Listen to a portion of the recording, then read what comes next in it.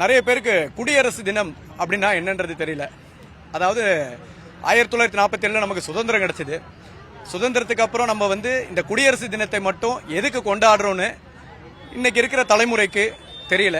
காரணம், ஒரு 10 ஆண்டுகளாக ஜென்சி கிட்ஸ்னு கூட சொல்லலாம், 10 ஆண்டுகளாக அவங்கெல்லாம் அரசியலை விட்டு தள்ளி நிற்கிறதுக்கு காரணம் இந்த ஆண்ட கட்சியும் ஆள்கின்ற கட்சியும். அதனால அரசியல் நாலேஜ்ன்றது இங்க ரொம்ப இப்ப எல்லாருக்குமே கம்மியாயிடுச்சு. 2026 சட்டமன்ற தேர்தலில் தமிழக வெற்றி கழகம் தலைவர் தளபதி விஜய் அவர்கள் ஆட்சி அரியாசனத்தில் அமர வைத்து உண்மையான குடியரசு தினம் என்ன அப்படின்றத நாங்க விளக்குறோம். அதாவது குடியரசு தினம் அப்படின்னும் பொழுது ஒரு தலைமுறை அடுத்த தலைமுறைக்கு தானாக அந்த ஆட்சி அதிகாரத்தையும் அவங்களுடைய அரசியல் கட்டமைப்பையும் அவங்களுக்கு ஏற்படுத்தி கொடுத்து போவது குடியரசு கிடையாது. சொல்ல போனா இன்னைக்கு திமுக அதை தான் பண்ணிக்கிட்டு இருக்காங்க. குடும்ப அரசியல், அவங்களுக்கு கீழே இருக்கவங்கள ஒரு கொத்தடிமைகளா பயன்படுத்திக்கிட்டு இருக்காங்க. 2026 சட்டமன்ற தேர்தலில் தலைவர் தளபதி விஜய் அவர்கள் தமிழ்நாட்டின் முதலமைச்சராக கண்டிப்பா ஆவார். ஆகும் பொழுது உண்மையான குடியரசு அப்படின்னா என்னன்றதை நாங்கள் காட்டுறோம். 2026 2026 election is going to be a real republic, and it is not for the power, it is for the constitution. இதை இங்க நான் எதுக்கு சொல்றேன் அப்படின்னா, நானே ஒரு எம்எல் கான்ஸ்டிடியூஷனல் லா படிச்சவங்க தான். ஸோ எனக்கு அதை சொல்றதுக்கு தகுதி இருக்குன்னு நினைக்கிறேன். ஏன்னா இந்த அரசியல் படித்தவர்களுக்கு தான் இதோடைய வழி வேதனைகள் என்னன்றது புரியும். மக்களாகிய நீங்கள் சிந்தியுங்க, இது உண்மையான குடியரசு நாடா, குடியரசு தினம் நாங்கள் கரெக்டாக கொண்டாடிக்கிட்டு இருக்கோமா அப்படின்றதெல்லாம் நீங்களே யோசிங்க, சிந்தியுங்க.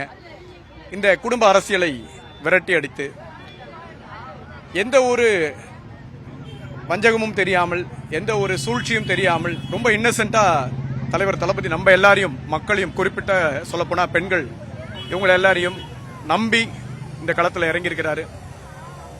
இதே தமிழக வெற்றி கழகத்தில் ஒவ்வொரு தொகுதிகளிலும் மாவட்ட செயலாளர்கள் அவ்வளவு கஷ்டப்பட்டு அவங்களுடைய உழைப்புகளை போட்டு பண்ணியிருக்கிறாங்க. ஃபியூச்சர்ல நீங்க எல்லாருமே இப்போ இன்னும் ஒரு 2 மாசத்துல டிவிகே கேண்டிடேட்ஸ் எல்லாம் சந்திக்க போறீங்க. உங்களுடைய ஒத்துழைப்பும் ஆதரவும் கண்டிப்பா கொடுக்கணும். ஒரு மாற்றம் வரணும் அப்படின்னா நீங்க எல்லாரும் சேர்ந்து தமிழக வெற்றி கழக நிர்வாகிகள் அத்தனை பேருக்குமே உங்க ஆதரவை தரணும்னு இந்த குடியரசு தினத்தை முன்னிட்டு நான் கேட்டுக்கொள்கிறேன். வரக்கூடிய கட்சிகளுக்கு ஆட்சியில்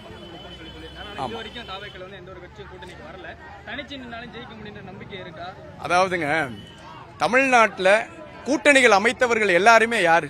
இதற்கு முன்னாடி கூட்டணிகள், இப்ப திடீர்னு கூட்டணியா இவங்க? அவங்க கூட்டணிக்குள்ள இருந்தே திடீர்னு கூட்டணின்னு அறிவிக்கிறாங்க. இவங்க எல்லாருமே மறைமுகமான கூட்டணிகள் தான்.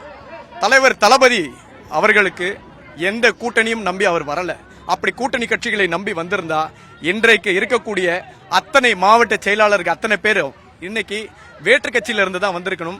நல்ல பவர்ஃபுல்லாகவும், அதாவது நல்ல ஒரு இன்ஃபுளுன்ஸ்ட் ஆனாலும் ஃபெமிலியர் ஃபேஸ் ஆனவங்க மட்டும்தான் மாவட்ட செயலர்களாக இருந்திருக்க முடியும். இங்க இருக்கக்கூடிய மாவட்ட செயலர்கள்லாம் ரொம்ப ரொம்ப ஏழ்மையில இருந்தாலும் அவங்களுக்கு அந்த தகுதியை கொடுத்து, அவங்களுக்கு அந்த அங்கீகாரம் கொடுத்து மேடை ஏத்தி அழகு பார்த்தவர் தலைவர் தளபதி விஜய் அவர்கள். அவர்களுக்கே அவர் செய்யும் பொழுது அவரை விசில் சத்தத்தினால், வெறும் விசில் சத்தத்தினாலே அவர் வளர்ந்தவர். நல்லா யோசிச்சு பாருங்க, அந்த விசில் சின்னமே நமக்கு அமைஞ்சிருக்கு. அப்பேற்பட்ட விசில் சின்னத்தை அவருக்கு நல்ல அவருடைய, அதான் நேற்று செயற்குழு கூட்டத்தில் கூட பேசும்போது அதான் சொன்னாங்க, அவருடைய ஃபேன்ஸ் அங்க யாரோ கண்டிப்பா இருக்காங்கன்னு நினைக்கிறேன். எலெக்ஷன் கமிஷன்ல அவரு போட்ட கையெழுத்து மூலமா நமக்கு இந்த விசில் சின்னம் அமைஞ்சிருக்கு. அப்படி அவருக்கு போகும் இடம் எல்லாமே ஃபேன்ஸ் தான் இருக்கிறாங்க. அவருக்கு அமைந்த இந்த மாதிரி ஒரு நல்ல வாய்ப்பை நம்ம யாருமே அவரை கைவிட்டுடாமல் அவருக்கு ஆதரவு கொடுத்து மாபெரும் வெற்றியை அவரை கொண்டு வந்து நம்ம தமிழ்நாட்டில் அத்தனை பேருடைய தலையெழுத்தையும் மாற்றணும் அப்படின்றத கேட்டுக்கொள்கிறேன். ஸோ கூட்டணிகளை நீங்க நம்பி, அதாவது கூட்டணி எல்லாரும் வரல அதனால என்ன ஆகும் அப்படின்ற பயப்பட வேணாம். நிர்வாகிகள் அத்தனை பேருமே தயாரா இருக்கிறாங்க. எந்த ஒரு ஆட்சி அதிகாரம் வரும்ன்றது தெரியாமலேயே கிட்டத்தட்ட 28 வருஷமா அவருக்காக பயணித்து அவர் கூட இருந்து எல்லா கஷ்டத்திலும் துக்கத்திலும் கலந்து கொண்டு இருந்தவர்கள். அவர்களை யாருமே அசைக்கவே முடியாது. அந்த நிர்வாகிகள் மேல் நீங்கள் நம்பிக்கை வைத்து அவர்கள் ஒவ்வொருத்தரையும் உங்க சட்டமன்ற தொகுதியில் ஒரு ஆளாக்கி அவர்களுக்கு ஒரு இது கொடுக்கணும்னு, அங்கீகாரத்தை கொடுக்கணும்னு இது மூலமா கேட்டுக்கொள்கிறேன். நன்றி.